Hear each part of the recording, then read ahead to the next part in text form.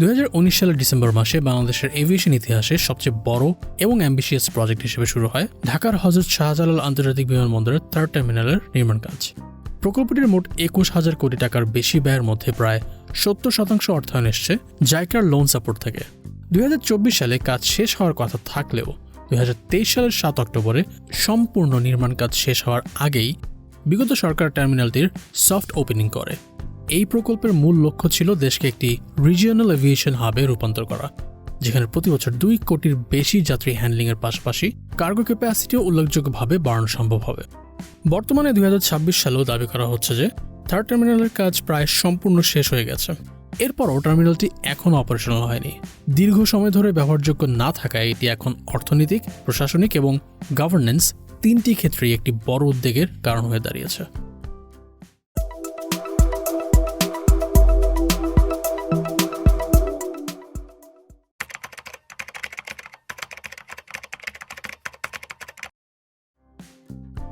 Civil aviation authority of Bangladesh বা ক্যাবের তথ্য অনুযায়ী 2023 সালে বাংলাদেশ বিমানবন্দরগুলো ব্যবহার করে মোট 1,74,00,000-এরও বেশি যাত্রী যাতায়াত করেছে, যা আগের বছরের তুলনায় প্রায় 23.4% বেশি।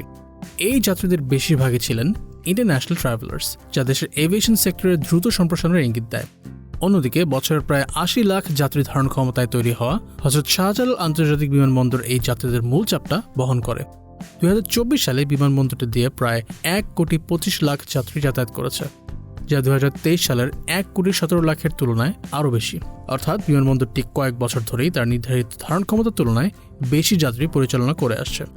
তবে হযরত শাহজালাল আন্তর্জাতিক বিমানবন্দরের যাত্রী চাপ ধারণ ক্ষমতা ছাড়িয়ে যাবে এমন পূর্বাভাস অনেক বিশেষজ্ঞই কয়েক বছর আগে থেকেই দিয়ে আসছিলেন।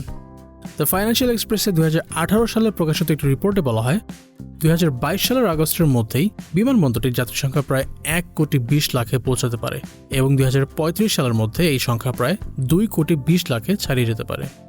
মূলত হযরত শাহজালাল আন্তর্জাতিক বিমানবন্দরের বছর জুড়ে চলমান চাপ ও কনজেশন কমানোর জন্যই 3rd টার্মিনালকে একটি লং অ্যাওয়েটেড সলিউশন হিসেবে পরিকল্পনা করা হয়।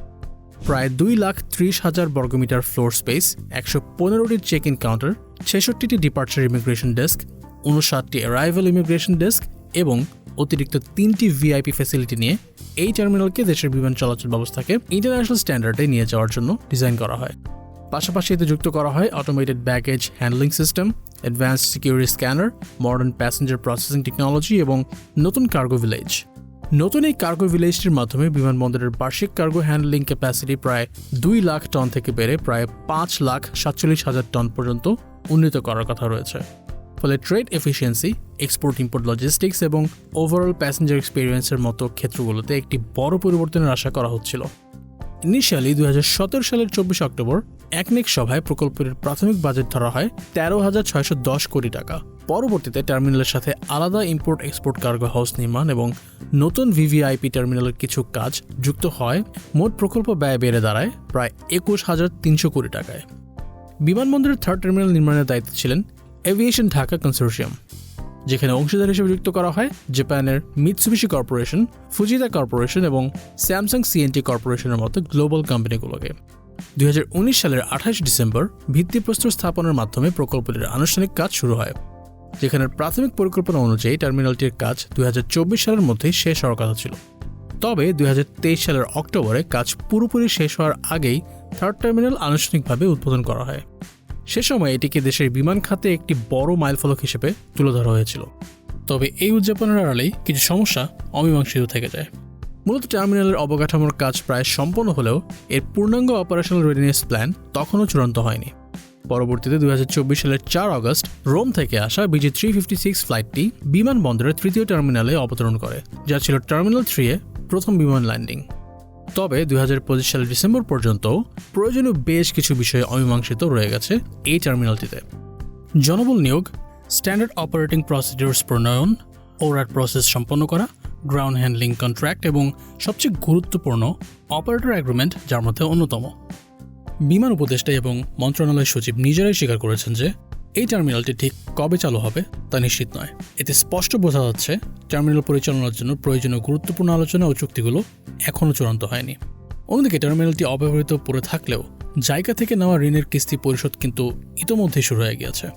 এর ফলে একদিকে যেমন টার্মিনালের দামি যন্ত্রপাতির ওয়ারেন্টের মেয়াদ শেষ হয়ে যাওয়ার ঝুঁকি বাড়ছে, তেমনি বড় ধরনের অর্থনৈতিক ও ব্যবসায়িক সুযোগও হাতছাড়া হয়ে যাচ্ছে। এখন বড় প্রশ্ন হলো, নির্মাণ কাজ পুরোপুরি শেষ হওয়া সত্ত্বেও ঠিক কী কারণে শাহজালাল বিমানবন্দরের থার্ড টার্মিনালটি এখনও চালু করা যাচ্ছে না? সাম্প্রতিক সময়ে দেশের একাধিক সংবাদ মাধ্যমের রিপোর্ট বিশ্লেষণ করলে দেখা যায়, থার্ড টার্মিনাল চালু হতে দেরির প্রধান কারণ হলো এখনও অপারেটর এগ্রিমেন্ট ফাইনাল না হওয়া। মূলত ইনিশিয়ালি পিপিপি মডেলে জাপানের সুমিটোমো কর্পোরেশনের কনসোর্শিয়ামের সাথে থার্ড টার্মিনালের অপারেশনের জন্য চুক্তি করা হয়েছিল। সুমিটোমো কর্পোরেশন জাপানের টোকিও, ইয়োকোহামা, ওসাকা, কোবের মতো মেজর সিটিগুলোর পাশাপাশি গ্লোবালি মায়ানমার, থাইল্যান্ড ও ভিয়েতনামের মতো দেশে একাধিক নৌ ও বিমানবন্দরের টার্মিনাল পরিচালনা করে থাকে। পরবর্তীতে অন্তর্বর্তীকালীন সরকার দায়িত্ব নেওয়ার পর রেভিনিউ শেয়ারিং, বিশেষ করে প্যাসেঞ্জার সেফটি ফি ও ডেভেলপমেন্ট ফি নিয়ে ক্যাব ও কনসোর্শিয়ামের মধ্যে মতপার্থক্য তৈরি হয়। অন্যদিকে 2025 সালের অক্টোবরে 2 বছরের জন্য সাময়িকভাবে গ্রাউন্ড হ্যান্ডলিং দেওয়া হয় বিমান বাংলাদেশ এয়ারলাইন্সকে। তবে ট্রেইনড ম্যান পাওয়ার সার্টিফিকেশন এবং বৈশ্বিক এভিয়েশন স্ট্যান্ডার্ড প্রক্রিয়া operational readiness and airport transfer বা ওরঅ্যাট না থাকায় অগ্রগতি খুবই স্লোলি হয়। বণিক বার্তায় প্রকাশিত একটি রিপোর্ট থেকে জানা যায়, থার্ড টার্মিনালের ফুল অপারেশনের জন্য প্রয়োজন প্রায় 6,000 জন স্টাফ, এর মধ্যে 4,000 সিকিউরিটি এবং 2,000 টেকনিক্যাল ও অপারেশনাল কাজে নিয়োজিত থাকবে। 2025 সালের শেষ নাগাদ ক্যাব মাত্র প্রায় 2,500 জন স্টাফকে প্রশিক্ষণ দিতে সক্ষম হয়েছে। এর বাইরে স্যামসাং, সিএনটি, মিৎসুবিশি, ফুজিটার, এডিসি কনসোর্শিয়াম ও ক্যাবের মধ্যে প্রায় 3,000 কোটি টাকা বকেয়া নিয়ে বিরোধ চলছে, যেখানে শুধু স্যামসাং সিএনটি এরই বকেয়া প্রায় 1,000 কোটি টাকা। এমনকি গত 5 জানুয়ারি বেসামরিক বিমান পরিবহন ও পর্যটন মন্ত্রণালয়ের উপদেষ্টা শেখ বশিরউদ্দিন সংবাদ মাধ্যমকে জানান, অন্তর্বর্তী সরকারের আমলে হযরত শাহজালাল আন্তর্জাতিক বিমানবন্দরের তৃতীয় টার্মিনাল চালু করা সম্ভব নয়। কিন্তু এখানে একটি বিষয় সংবাদ মাধ্যমের বেশিরভাগ রিপোর্টেই উল্লেখ করা হয়নি। 2023 সালের অক্টোবরে ডেইলি সানের প্রকাশিত একটি রিপোর্ট থেকে জানা যায়, 2023 সালে বিমান বাংলাদেশ এয়ারলাইন্স থার্ড টার্মিনালের জন্য প্রায় 1,000 কোটি টাকার গ্রাউন্ড হ্যান্ডলিং রিলেটেড ইকুইপমেন্ট কিনে। এখানে একটি মূল প্রশ্ন সামনে আসে, গ্রাউন্ড হ্যান্ডলিং এর দায়িত্ব তো বিমানের হাতে আসে 2025 সালে, তাও সাময়িকভাবে। তাহলে গ্রাউন্ড হ্যান্ডলিং এর দায়িত্ব আদৌ বিমানের কাছে যাবে কিনা, এই বিষয়টি কনফার্ম না হয়েই প্রায় 2 বছর আগেই এত বিশাল অঙ্কের অ্যাডভান্সড ইকুইপমেন্ট পারচেস কিভাবে হলো? আর সবচেয়ে গুরুত্বপূর্ণ বিষয় হলো, থার্ড টার্মিনালের অপারেশন ফরেন অপারেটরের হাতে দেওয়ার পরিকল্পনায় ছিল ইনিশিয়াল মাস্টার প্ল্যানের অংশ। সে প্রেক্ষাপটে এই ধরনের পারচেস ডিসিশনকে কোনো অবস্থাতেই স্বাভাবিক মনে হয় না। তাহলে কি এই দামি যন্ত্রপাতি কেনাকাটার পেছনে কোনো বিশেষ উদ্দেশ্য ছিল? হতে পারে এটি বিদেশি অপারেটরদের আশা ঠেকানোর একটি পরোক্ষ উপায়। কারণ একবার এক্সপেন্সিভ অপারেটর স্পেসিফিক ইকুইপমেন্ট যদি লোকাল অপারেটরদের হাতে চলে যায়, তাহলে সহজেই ফরেন অপারেটরদের হাতে টার্মিনালের দায়িত্ব দেওয়া থেকে আটকাতে পারবে। কারণ এই ফরেন অপারেটররা তাদের রিকোয়ারমেন্ট অনুযায়ী ইকুইপমেন্ট কিনতে যাবে। অন্যদিকে এই বিশাল পরিমাণ এক্সপেন্সকে দেখিয়ে টার্মিনাল পরিচালনার দায়িত্ব স্থানীয় অপারেটরদের হাতেই রাখার জন্য চাপ তৈরি করতে পারবে। দেশের বিমানবন্দরগুলোতে স্থানীয় অপারেটরদের দুর্নীতি আর প্রবাসীদের হয়রানির শিকার করা তো নতুন কিছু নয়। এখন যখন এমন ইন্টারন্যাশনাল স্ট্যান্ডার্ডের টার্মিনাল হাতের নাগালে, তখন স্থানীয় অপারেটররা স্বাভাবিকভাবেই এর কন্ট্রোল নিজেদের কাছে রাখতে চাইবে। তাই সন্দেহটা এখানেই, এক্সপেন্সিভ আর বিশেষ ধরনের সব যন্ত্রপাতি কিনে কি ইচ্ছে করে একটা জট পাকানো হচ্ছে, যাতে বিদেশি কোনো দক্ষ অপারেটর এখানে পা রাখতেই না পারে? সহজ বিষয়টাকে টেকনিক্যাল মারপেচে ফেলে জটিল করার টেন্ডেন্সির পিছনে কি তবে সিন্ডিকেট বাঁচানোর কোনো মাস্টার প্ল্যান কাজ করছে? কারণ এই ধরনের প্রবণতা বাংলাদেশের সরকারি প্রতিষ্ঠানগুলোর ভেতরে থাকা সিন্ডিকেটগুলোর জন্য নতুন কিছু নয়।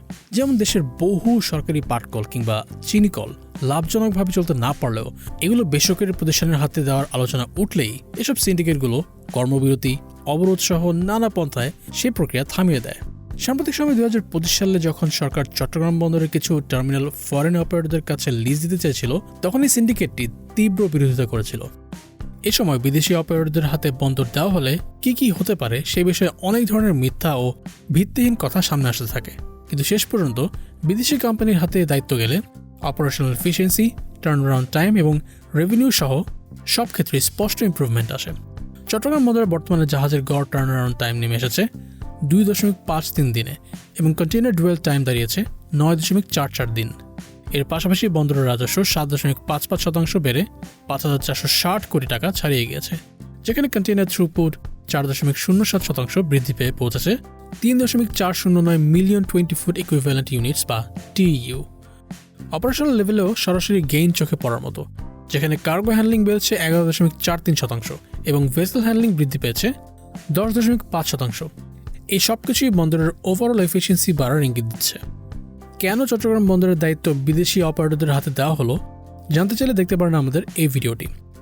বাংলাদেশের কিছু সরকারি প্রতিষ্ঠানে এই সিন্ডিকেটের দুর্নীতি আংশিকভাবে কমানো গেলেও দেশের এভিয়েশন খাতে তা কখনোই কার্যকরভাবে নিয়ন্ত্রণে আনা যায়নি, বরং সবচেয়ে দুর্নীতিগ্রস্ত খাতগুলোর একটি হয়ে আছে এই এভিয়েশন সেক্টর। যাত্রীদের লাগেজ চুরি, প্রবাসীদের দেশে ফেরার সময় নানাভাবে হয়রানি, স্বর্ণ চোরাচালান, বিমানের যন্ত্রপাতি চুরির মতো বিভিন্ন অনিয়ম ও দুর্নীতি এভিয়েশন সেক্টরের ভেতরের সিন্ডিকেটগুলোর সাথেই দীর্ঘদিন ধরে জড়িয়ে আছে। এমনকি হজের সময় অনেক ক্ষেত্রে ফ্লাইট টিকিটের দাম দ্বিগুণ কিংবা কখনো তারও বেশি বাড়িয়ে দেয়, অথচ অন্যান্য মুসলিম দেশগুলোর এয়ারলাইন্স এই সময় হাজিদের জন্য টিকিটের দাম সহনশীল রাখার চেষ্টা করে। এমনকি ভারতের মতো অমুসলিম দেশের সরকারি এয়ারলাইন্সও হজ মৌসুমে যাত্রী চাপ বাড়লেও সেই সুযোগ নিয়ে টিকিটের দাম বাড়ায় না। অন্যদিকে এই বিষয়টি নিয়ে স্যামসাং, মিৎসুবিশি বা তাদের কনসোর্শিয়ামগুলো শুধুমাত্র তাদের প্রফিট নয়, রেপুটেশন নিয়েও সমানভাবে চিন্তিত। কারণ তাদের দ্বারা নির্মিত একটি ইন্টারন্যাশনাল টার্মিনালে লাগেজ চুরি, প্যাসেঞ্জার হ্যারাসমেন্ট বা অপারেশনাল কেওসের খবর তাদের গ্লোবাল ব্র্যান্ড ইমেজ ক্ষতিগ্রস্ত করতে পারে, যা ভবিষ্যতে অন্য দেশ থেকে প্রজেক্ট পাওয়ার ক্ষেত্রে এই কোম্পানিগুলোর জন্য নেগেটিভ সিগন্যাল হিসেবে কাজ করবে। সে কারণে হয়তো তারা দুর্নীতিগ্রস্ত লোকাল অপারেটরদের হাতে পুরো টার্মিনাল ছেড়ে দিতে কোনো অবস্থাতে রাজি হচ্ছে না। বর্তমানে বিষয়টি সংশ্লিষ্ট দেশগুলোর সাথে বাংলাদেশের কূটনৈতিক সম্পর্কেও জটিল করতে শুরু করেছে। 2025 সালের জুলাই মাসে দক্ষিণ কোরিয়া ও জাপানের রাষ্ট্রদূতরা বেসামরিক বিমান চলাচল মন্ত্রণালয়কে চিঠি লিখে দ্রুত বিরোধ সমাধানের আহ্বান জানান, যেখানে তারা উল্লেখ করেন যদিও নির্মাণ কাজ জানুয়ারি 2024-এ সম্পন্ন বলে সনদপত্র দেওয়া হয়েছিল, এডিসি প্রায় 2 বছর ধরে নিরাপত্তা, রক্ষণাবেক্ষণ এবং বিদ্যুৎ খরচ বহন করতে বাধ্য হয়েছে, কারণ এই সময়ের মধ্যে ক্যাব কোনো অপারেটর নিয়োগ করেনি। অন্যদিকে ক্যাব এই দাবি সরাসরি অস্বীকার করে। ক্যাবের মতে এই হিসাবে 1000 কোটি টাকার অমিল রয়েছে এবং তারা অতিরিক্ত কোনো খরচও বহন করবে না। ফলে এক প্রকার পজিশন ক্রাইসিসে আটকে রয়েছে দেশের সবচেয়ে বড় আন্তর্জাতিক বিমানবন্দরের তৃতীয় টার্মিনালের কাজ। তাই প্রশ্নটা এখন শুধু কবে চালু হবে তা নয়, মূল প্রশ্ন হচ্ছে এই বিলম্বের দায় কে নেবে এবং এর প্রভাব শেষ পর্যন্ত কত দূর যেতে পারে।